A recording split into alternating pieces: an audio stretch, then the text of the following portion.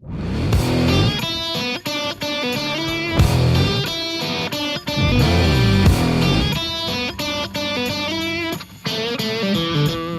this is Matt Shepard.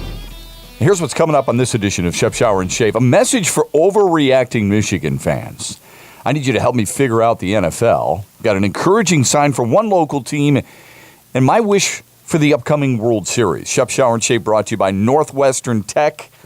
Call them today, 248-358-4006. If you're looking to change your career and get into the world of HVAC, Northwestern Tech teaches HVAC. That's it. They've perfected their hands-on program for the last 38 years. We're brought to you by Nate Noth Designs. Find his work on Facebook or on Instagram. He designed the Shep, Shower, and Shave logo. And we're brought to you by Hungry Howie's, the Michigan-based pizza company, known as the original flavored crust pizza. They also have the best fundraiser around called Dough Raiser. To find out more, go to doughRaiser.com. Michigan was pounded by Penn State. It was embarrassing. It really was. I mean, there's a certain expectation you have for every team. And I find it funny, though, and sometimes alarming, when people feel that the only answer to anything is to quickly make a change. We beg for patience in our society and understanding in our society, and yet we fail to do that as sports fans. Now, I'll be honest with you. When I figured the Michigan-Penn State game and tried to get some type of idea of what was going to happen, I did not expect that type of thrashing. I thought Michigan's defense would be better than that. I really expected a lower scoring game and a tighter game. Michigan's Achilles heel against the Nittany Lions, or maybe it's Penn State's success story, is the explosive plays. I mean, the Wolverines allowed 8 explosive plays. And for those of you who are wondering what those explosive plays would be, it's 20 yards or more. Now, generally, a lot of coaches feel like it would be a 20-yard pass play or a 10-yard run. Depends on your philosophy. But the bottom line is Michigan allowed 8 of those against Penn State. Going into the game, they had allowed 19 all season long. So that'll tell you something right there. But the expectation for Michigan fans is that it is now a lost season and that there's no way you're going to win the division, no way you're going to win the conference, no way you're going to make the Final Four, and no way you're going to win a national championship. Now, that's really up to you, the individual. I mean, did you really think this was a team that was going to do that? They lost 17 players to the NFL a year ago. Their defense returned 1 starter. Did you really anticipate this team going to the Final Four? I didn't. So I can't say that in that sense I'm disappointed. I'm disappointed that the 2 biggest games, really they've played 3, but the 2 biggest games of their season, they have failed to make an impact on you. Michigan State and Penn State. And it's very difficult for any football base, but especially Michigan fans, to admit that team's better. See, you look at a year ago and you figure, okay, we piss-pounded Penn State, right? I mean, we just opened up a can. There's no way that could reverse its field, reverse a direction, and go the other way. But it did. And you look at the 2 teams that you played that are of the most importance, Michigan State and Penn State, and you've fallen woefully short. And you should be disappointed and upset. Because coming into the season, you thought you were going to be better than MSU, right? And you figured, well, we opened up a proverbial can on Penn State last year. Who says we can't do it again, even though it's on the road? We shouldn't be that far removed, forgetting all along what you've lost. Now, I don't know if you look at it as an understanding fan or a very, it's not even knee-jerk reaction, just upset fan base. If you're in the negative, if you're in the cynic, if you're someone who looks at it and had higher expectations than this, and you should, then you're going to feel like, and I'm not going to change your mind on it, that Brandon Peters should not be the quarterback. Now, I would ask you, if you closely looked at the game against Penn State, was John O'Korn the biggest issue? Would John O'Korn or any quarterback make that big of a difference behind that offensive line or that inexperience at the various positions? And I think the answer to that is no. Brandon Peters has become the darling for Michigan sports fans. He has been. He's 6'5", he's 220 pounds. He's just a sophomore. And in case you don't know who he is, he was Mr. Football in the state of Indiana. He's a Gatorade Football Player of the Year from that state. He was ranked, I believe, the 8th highest quarterback prospect in the country when he came out of Avon High School, where he threw for almost 7,000 yards, 79 touchdowns, 17 picks. It doesn't really matter. It really doesn't. Who cares what he did at Avon High School, for crying out loud?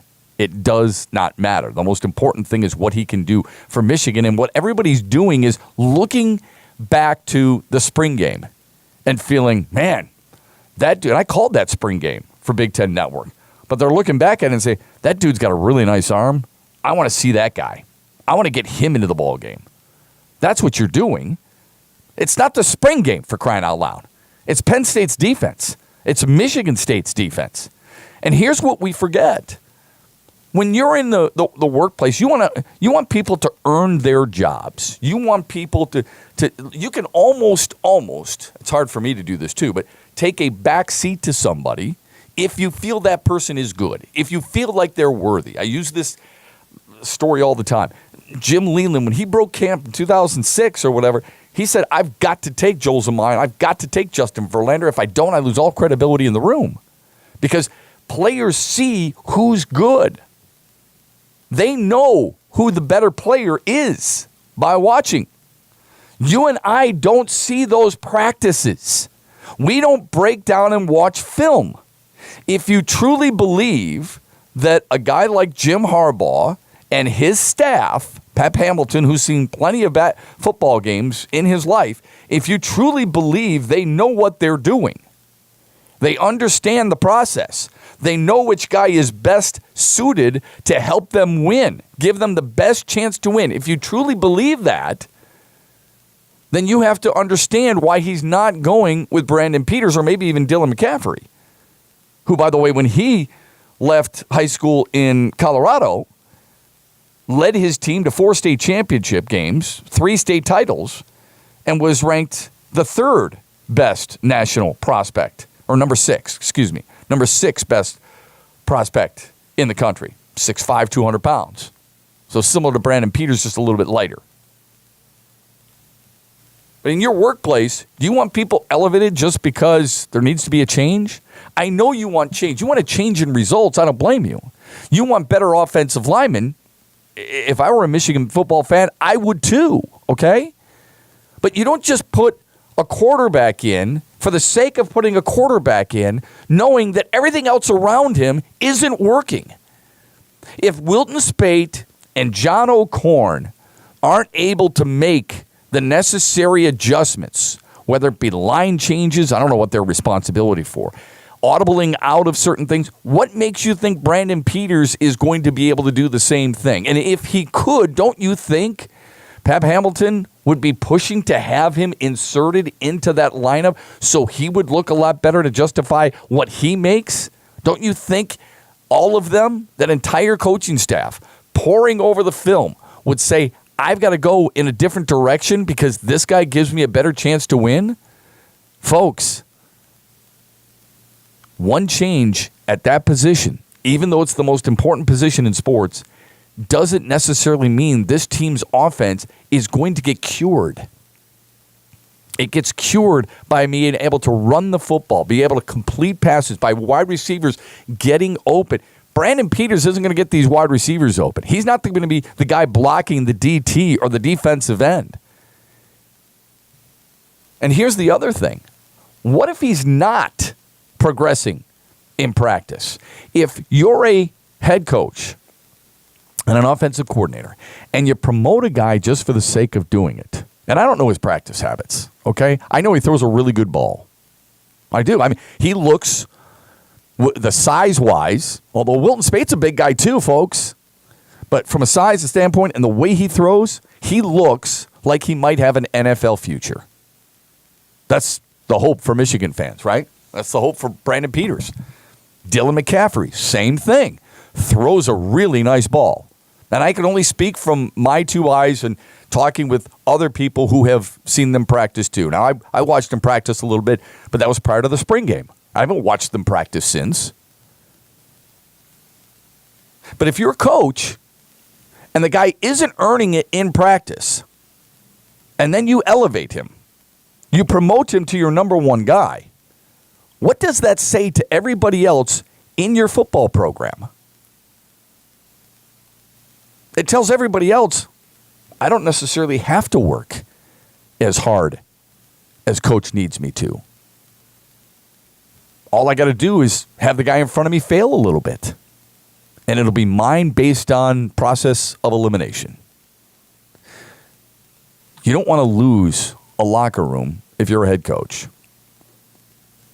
Now, I'm using this analogy.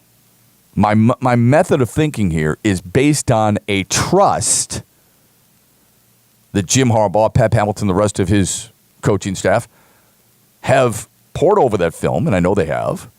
Watch that position extremely careful, and only would make the change if it is earned by the backup, in this case, Brandon Peters. And who says it couldn't be Dylan McCaffrey, even though I know they want to redshirt him in a perfect world. I know it's been a massive disappointment for you. You felt like you were better than Michigan State. You felt like Penn State was a little overrated. I would remind you of this, though. And this is tough to swallow because you're not buying in right now. You do still have an opportunity to do something. It's not huge. You're not going to win this division because you've already lost to two of the better teams in the division. And they're difficult to swallow. The Michigan State one more than the Penn State one. Penn State may be a little justified, but it was on the road. I guess the number 2 team in the country.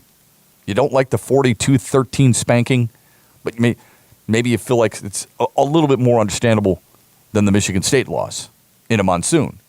Both teams had to play in it.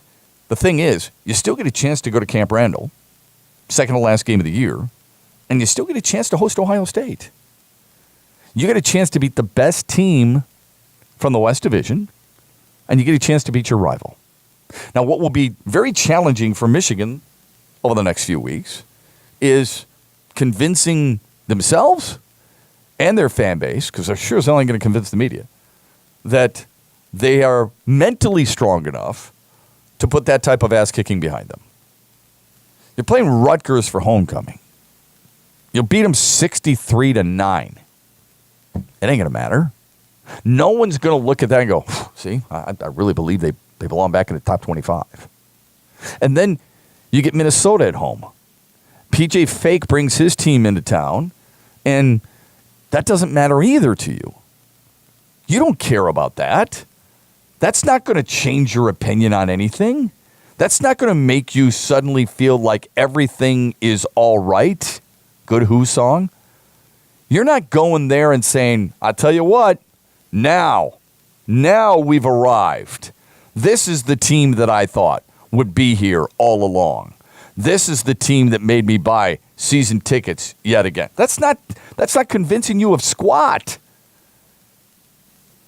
Because you're supposed to beat them. Minnesota's 1-3 in the conference, man. They barely beat Illinois the other day, one of the worst teams in America. So that's not going to convince you one damn bit that your team is back on track. Then you got to go to Maryland. It's a good story there with DJ Durkin. They're under 500. They're 1-3 in conference play. They're not a good football team. They can't score. Although they've scored more than you on the year. That's not going to convince anybody that you've turned it around. There's 2 opportunities left. When you looked at the schedule at the beginning of the year, you thought there were 5 chances to tell the college football world we're here to stay.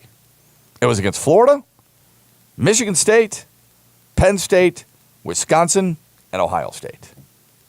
You're 1-2, but you've got 2 chances left. Maybe that's what Michigan fans should be focusing on. I know the coaches aren't necessarily focusing on that. They're going to focus on one thing and one thing alone, and that's Rutgers. And if I were them, I'd do the same thing. But they've got to do some massaging right now. And Michigan football fans also have to understand this. And this is not an excuse, by the way. You're young on the defensive side of the ball. You're young in general, really. It's a really young football team. Now, I personally don't necessarily buy that. I think it's better to be, it's a little bit more excusable in football than it is college basketball, because you've seen plenty of freshmen come in and make the impact that we've seen, whether it be at Kentucky, Duke, North Carolina. Hell, Miles Bridges comes in as a freshman, arguably the Big Ten Player of the Year. As a sophomore, he's the preseason favorite to win Big Ten Player of the Year. Jaron Jackson's going to come in. He's going to be a starter for Tom Izzo's team right away. Nick Ward came in last year. He was a starter for his team. So we've seen it, especially in the Big Ten. We've seen guys come in and make that type of impact. It's more difficult at the collegiate football level. But it should give you some hope. It should understand this, too, though. Michigan State's really young. There have been teams that have been a lot better than this Michigan team who were young. And I know what a lot of people are saying about Jim Harbaugh, too. And I think Jim Harbaugh is a very good football coach. I do. But a lot of people are going, look, this guy did this, specifically James Franklin. And they're right. James Franklin, in his third year at Penn State, in a much worse situation, led his team to an 11-3 record, a Big Ten champion, and a Rose Bowl berth. And it was a hell of a Rose Bowl against USC, in which they lost by a field goal. I heard this one over the weekend. Shep, Nick Saban in his third year at Alabama. They won a national championship. Right. And in his fourth year at LSU, he won a national championship. And Nick Saban, I think, is a very good football coach. It wasn't until his fifth year that he actually won 9 games at MSU. Now, I don't know if that's the example that you want or is fair, but 3 years is an expedited piece of property or expedited piece of work. So that's a tough thing to do, man. But with a guy who comes with his credentials of the past, you know that a lot is expected. And when you get paid $9 million, there should be a lot expected. James Franklin makes almost $9 million. Okay? He does. Michigan State, I would remind people of this. It took Mark D'Antonio 4 years until he got what he particularly wanted, right? 11-2. So he had an issue the first year at 7-6, went 9-4, went to a couple bowl games, but it was 2009, 6-7, and then bounced back. And what's it been since? Outside the blip in 2016 at 3-9, he's been outstanding. Simply outstanding. It's tough to be patient. It's tough to wait when you've waited as long as this program has. But you're probably going to have to, at least one more year, no matter what happens against Wisconsin and Ohio State. There might be a little bit of solace, just a little bit, if you can win those 2 games. And I'll guarantee you, if you win the last one, you'll probably forget what happened at Happy Valley this past Saturday night. I don't think you'll ever forget what happened against Michigan State, because they'll stick with you a lot longer.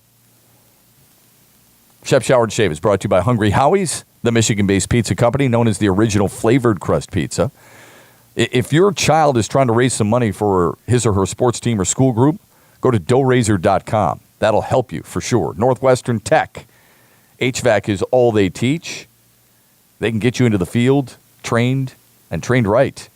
Northwestern Tech in Southfield. Find them on their website, northwesterntech.edu. And by Nate Knopf Designs. Find his work on Instagram and on Facebook.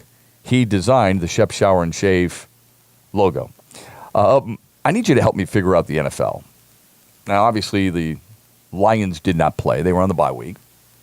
They're getting ready for a Pittsburgh team that is fresh off another win. They've won 3 in a row. But I looked at Sunday. Bears beat the Panthers. Cam Newton with 2 more picks. But the Panthers beat the Lions, who beat the Vikings, who knocked off the Saints, who just beat the Packers.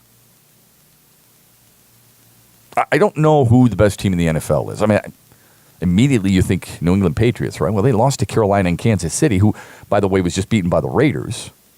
And the Raiders lost to the Ravens and the Chargers in consecutive weeks. Do you really think it's the Eagles? Well, they're 5-1 going into the Monday night game against Washington. They were beaten by the Chiefs, who, by the way, lost to the Steelers, who were embarrassed by Jacksonville and the Bears, and Jacksonville was blown out by the Texans. See, I think the NFL has you and I right where they want us.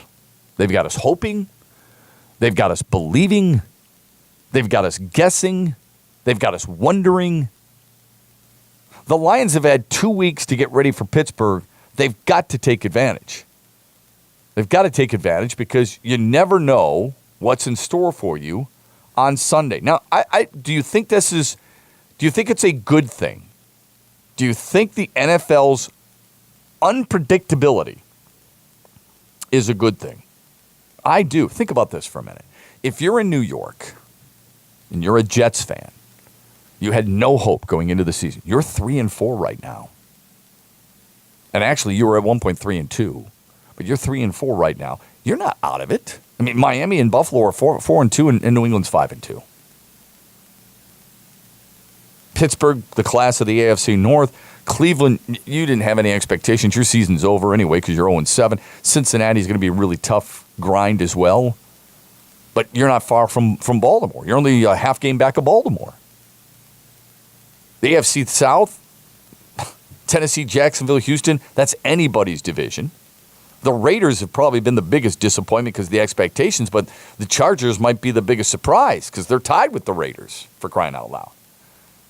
Dallas, a little bit of a disappointment. They're playing .500 football.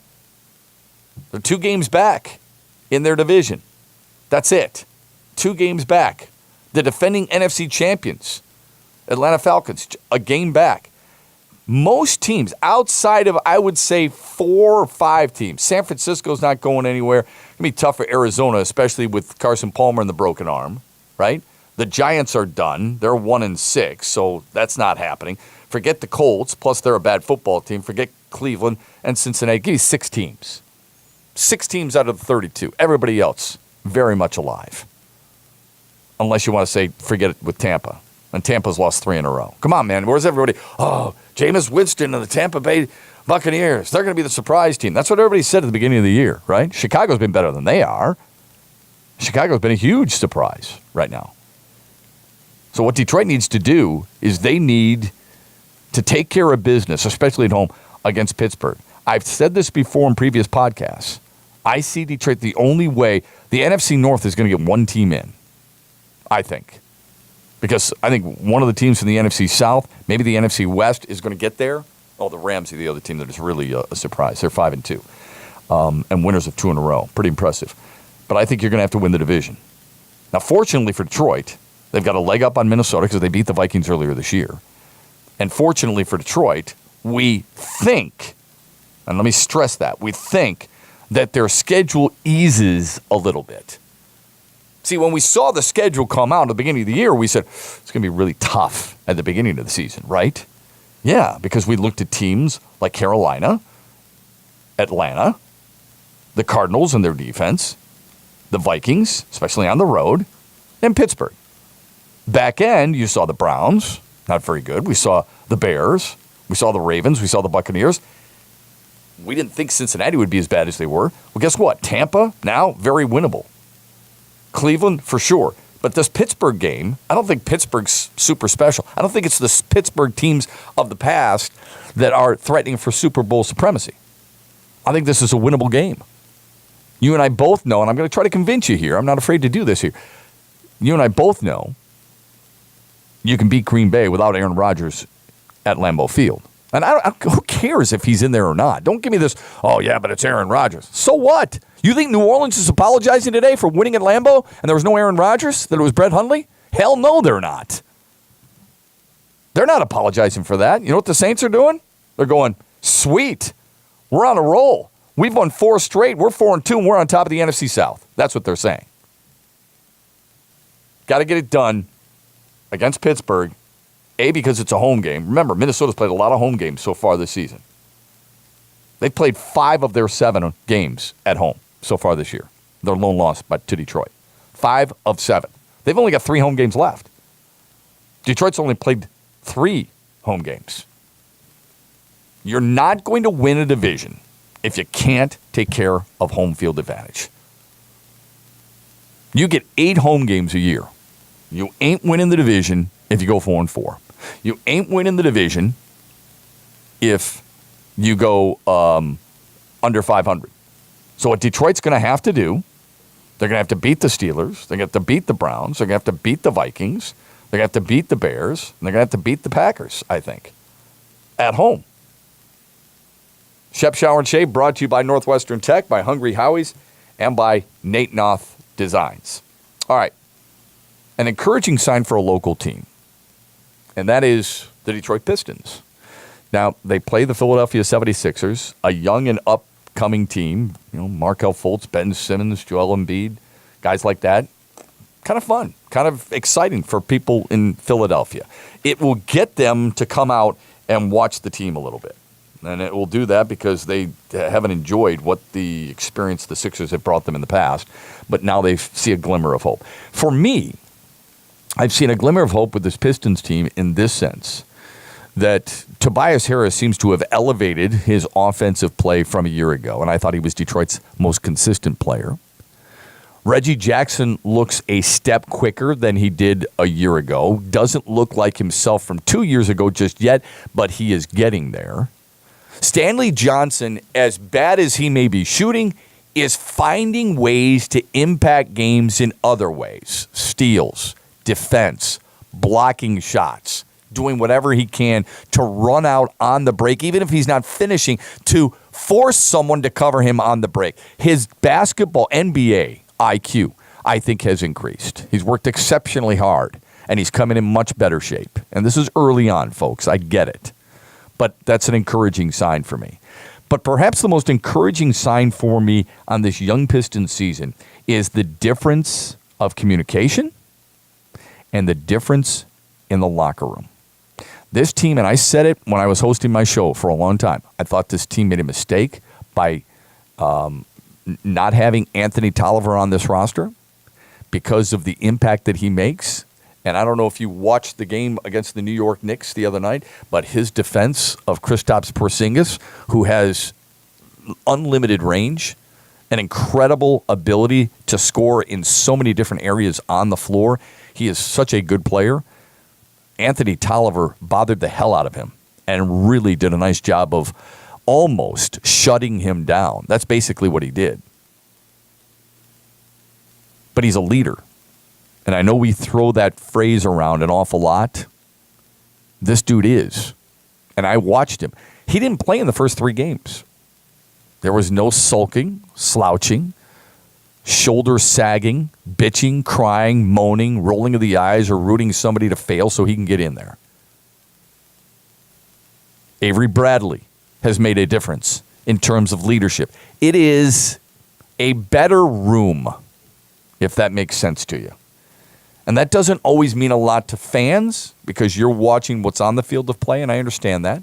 I don't expect you to totally get the better room type connotation, but as a member of the media and a guy who's been with this team, traveled with this team, I see the closeness. I'll give you an example. I was in New York, and I was about ready to go down to lunch, down to one of the meeting rooms, and the Pistons were having their walkthrough. After the walkthrough, Stanley Johnson and Reggie Jackson hung around and just talked basketball for a long time. This is what I like you to do. This is what I don't want you to do. This is what I'm hoping to accomplish. Here's where we've got to talk better.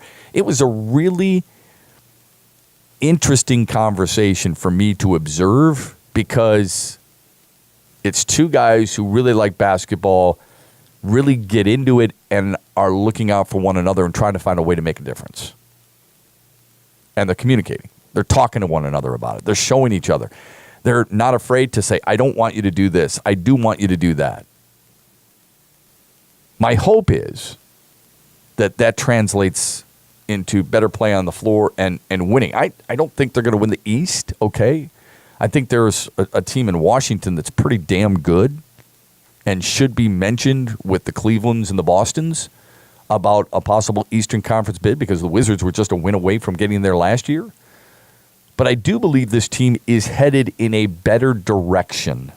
If Stan Van Gundy can figure out his rotation, and he's told this to us after the game in Washington, once he figures that out, because it was weird. I mean, Henry Ellenson came in and played really well in Game 2 of the season, but didn't play at all against Washington.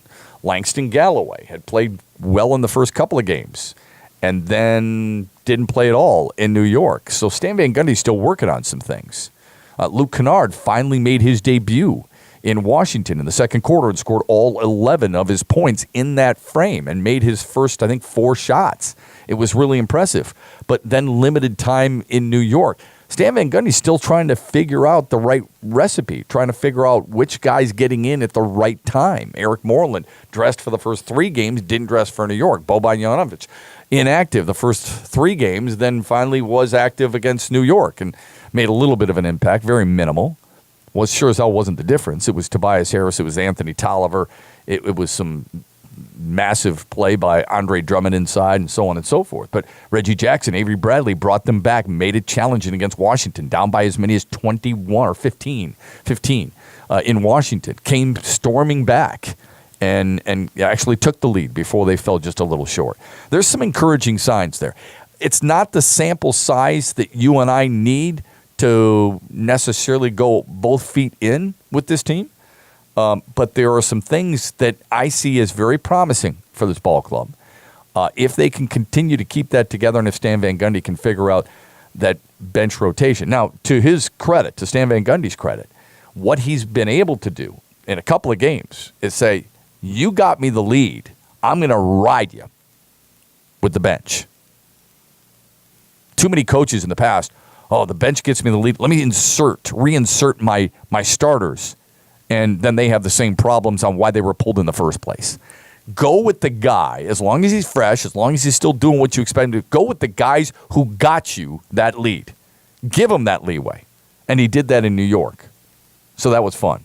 All right, the World Series is set. You've got the Houston Astros and the Los Angeles Dodgers. You got the 2 best teams in baseball.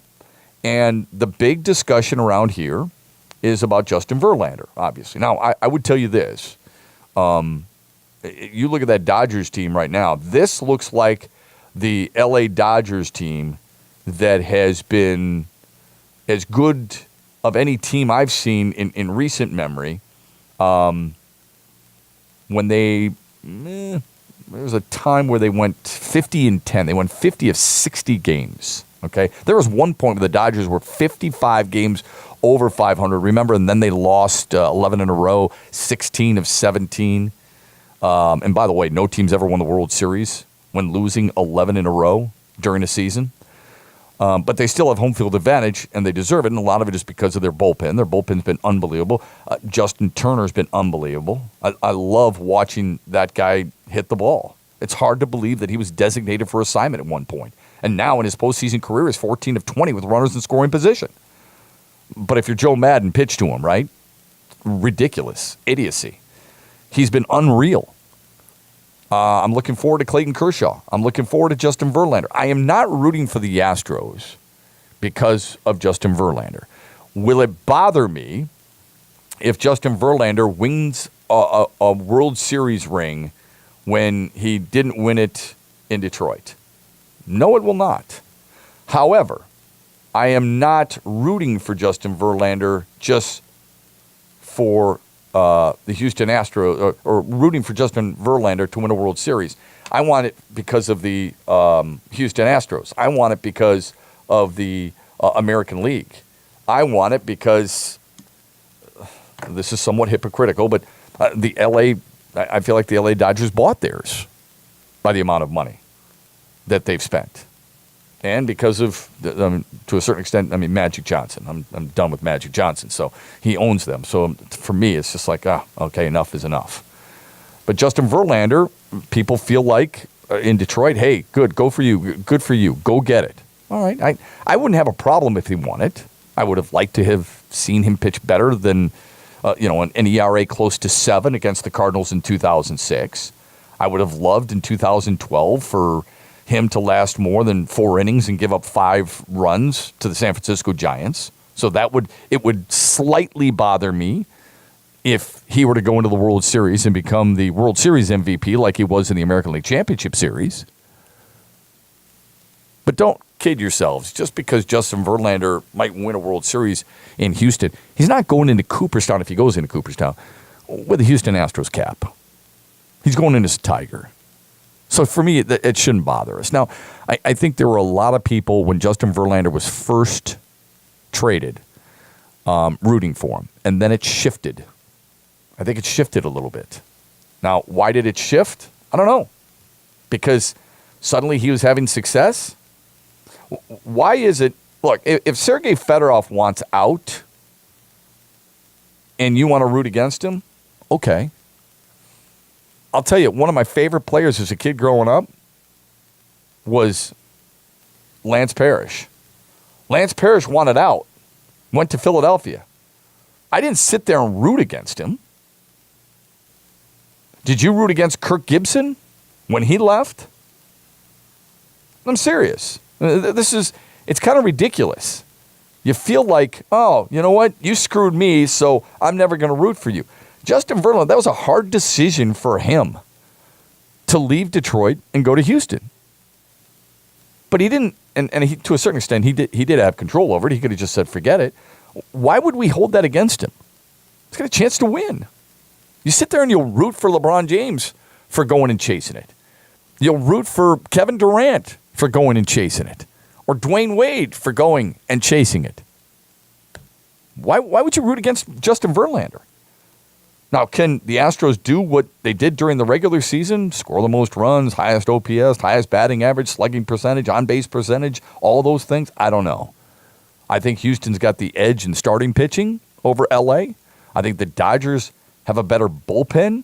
I think that's pretty obvious. I mean, their bullpen's been incredible. I mean, they got a .94 ERA in the playoffs so far. They've only walked 2 batters in 28 and 2/3 innings. Okay?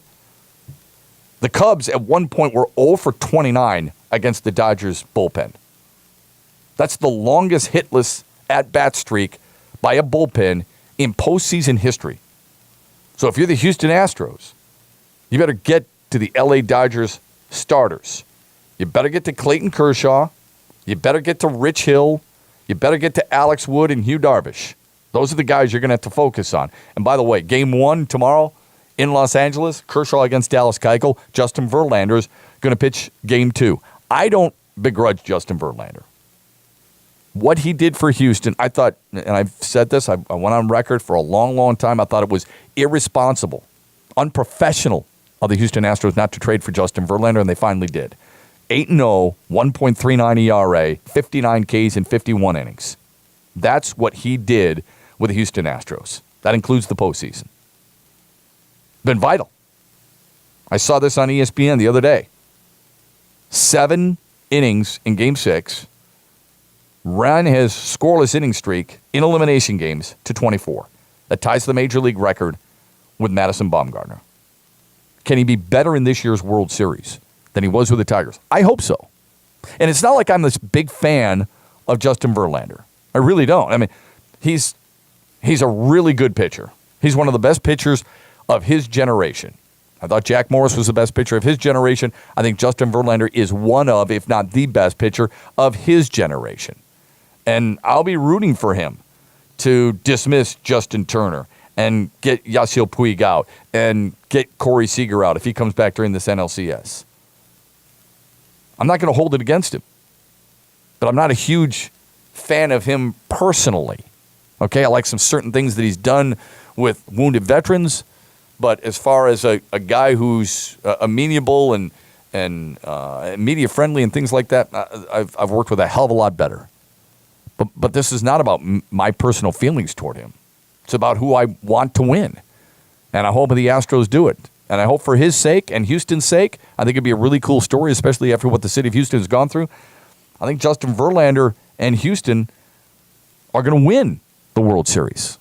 I like their offensive balance. I like their starting pitching. I'm fearful of their bullpen because I think their bullpen outside of Giles has been dog doo. Let's see if they can get it done starting tomorrow night.